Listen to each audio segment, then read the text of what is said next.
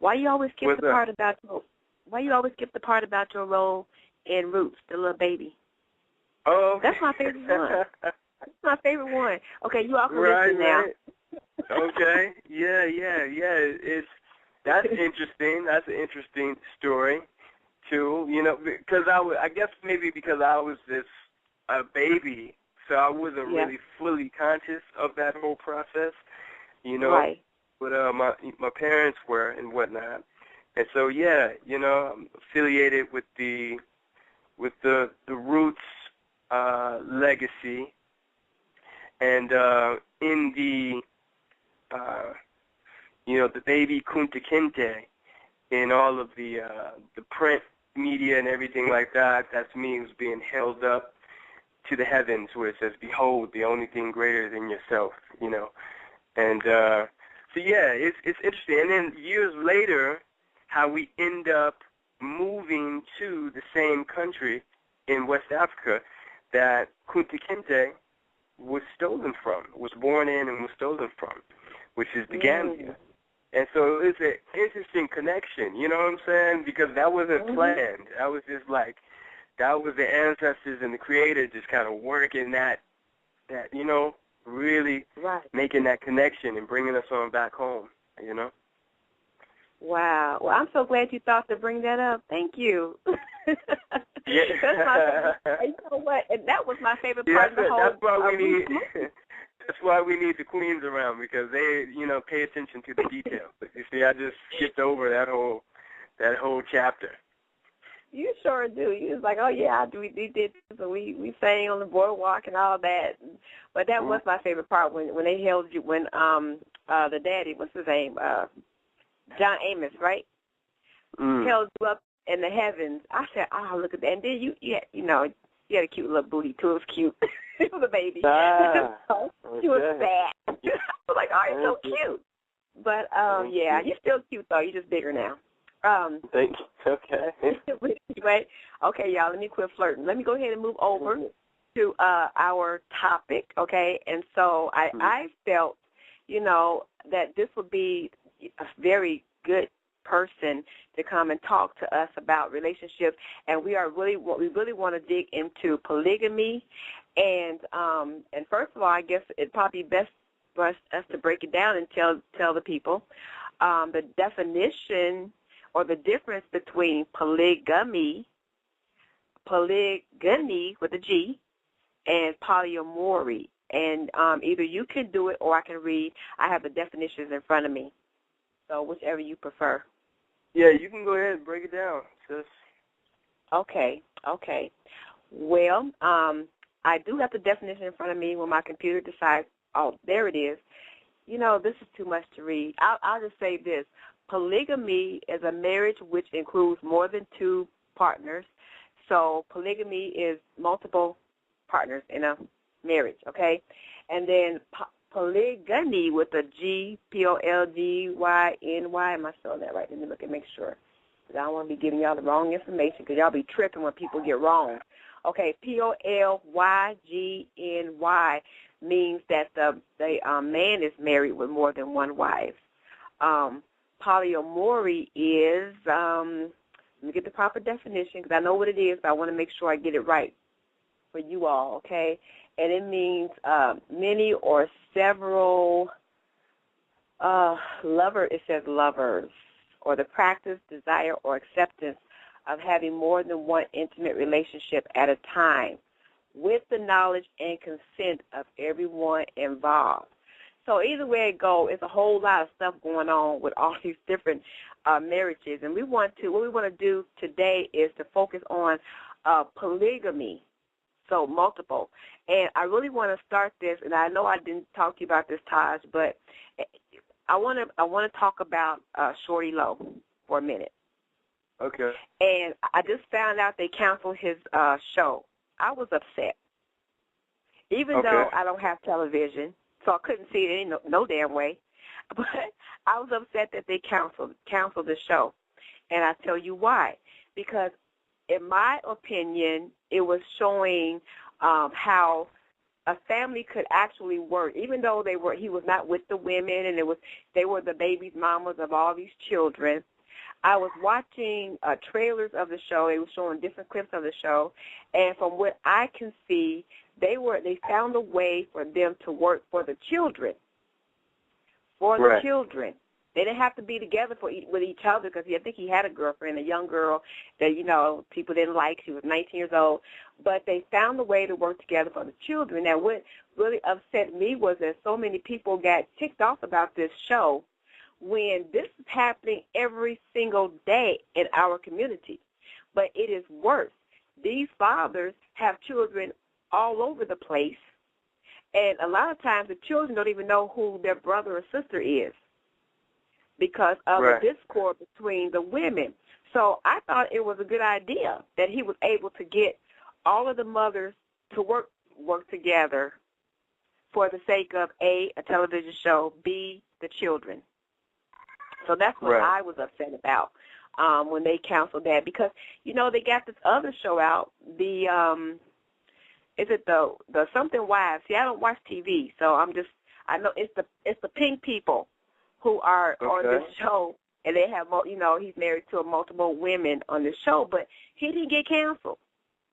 I don't get it. I don't understand why they made it so, but then I also know that a bunch of our people was upset about it. But I feel like, every time we keep pushing this under the rug, we're never going to address it. So since they want to push it under the rug, I'm going to address it. And so what I want to talk about today is polygamy a problem or a solution to our community? And so I know that when you lived in Africa, we had talked about this. When you lived in Africa, do you want to say anything about the Shorty Low, or you want me to just keep going? Well, I would say that, what I think it is that our community just is kind of experiencing like some fatigue. You know what I'm saying? Like, as far as the images that are portrayed on TV, that kind of are supposed to represent, Black America.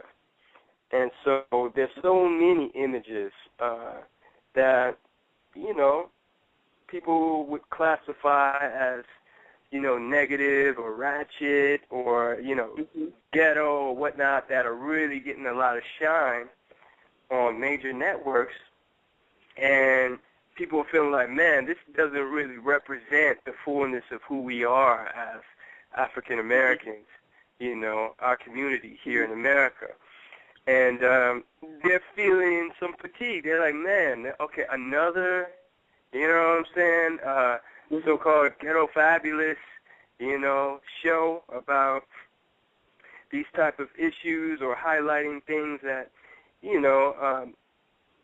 in many households are frowned upon, And you're right, it is reality. It happens every day, I think that even something like that could, and I think your point was right on point, actually, because it's true. You know what I'm saying? There are many people out here living in non-traditional type of family structures and lifestyles, And those type of things need to be addressed and, really looked at.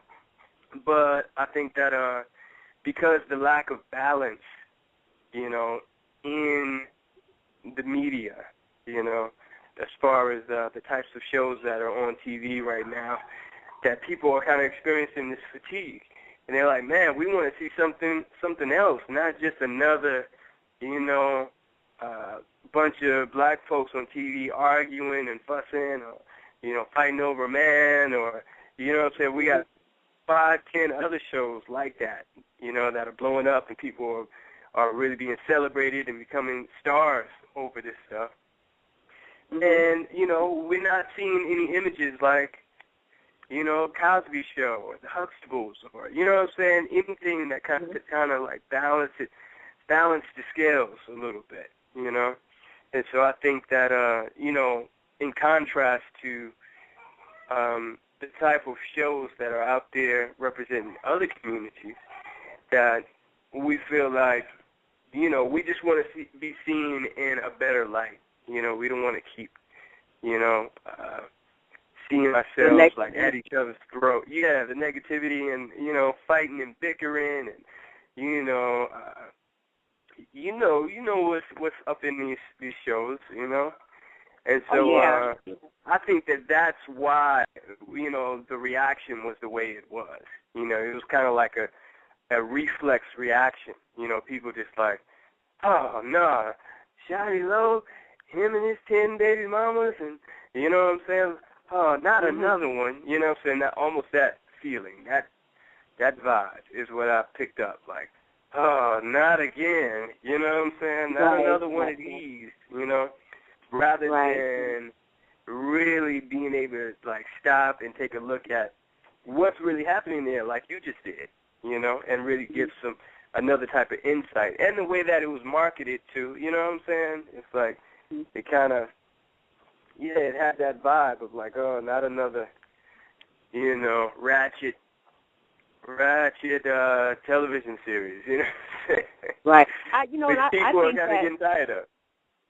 I think that our people don't actually analyze or look into things. They look at something on face value and say, oh, there it goes. But they don't really look into things, because as I was watching the clips, I saw him playing with his children. Right. I saw all the children come together. They all were having dinner together. I mean, there was positive stuff in there.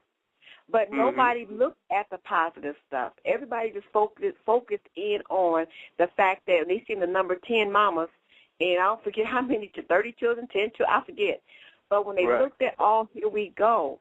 But here's the thing. The only reason why it's made a mockery or people are seeing it negative is because we are looking at it negative. If we stop looking at it negative and find the positive things there, because we have good things in us, and the things that we do is good.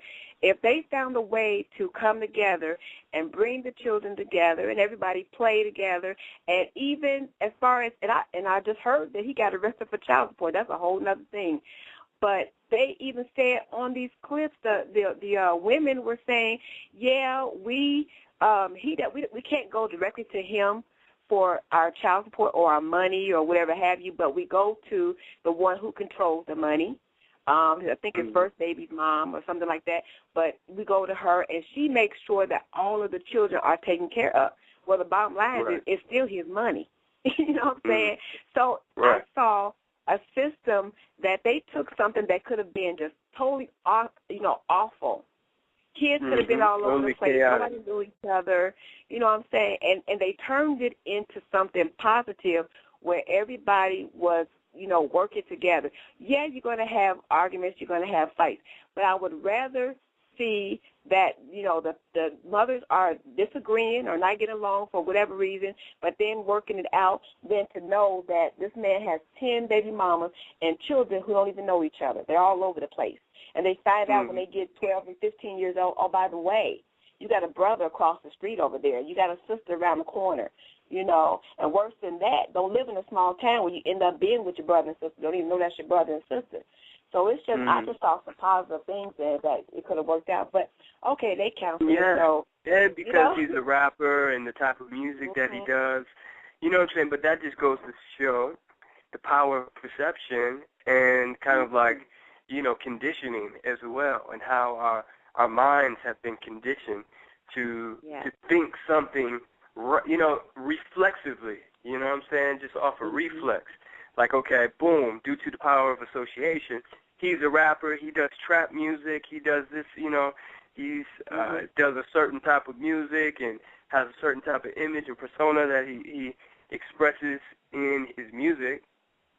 And there's no way there could be anything positive coming out of this show. You know what I'm saying? That's because we've been conditioned to think, you know what I'm saying, like, we know what type of person this is right off the bat due to, what he expresses in his music. But like I said earlier, there's a lot of people out here who are, they may be really living that life, and then there's some who are, like, acting, You know, they're playing a part, or they may be living a life similar to that, but then they just kind of exaggerate it in their music.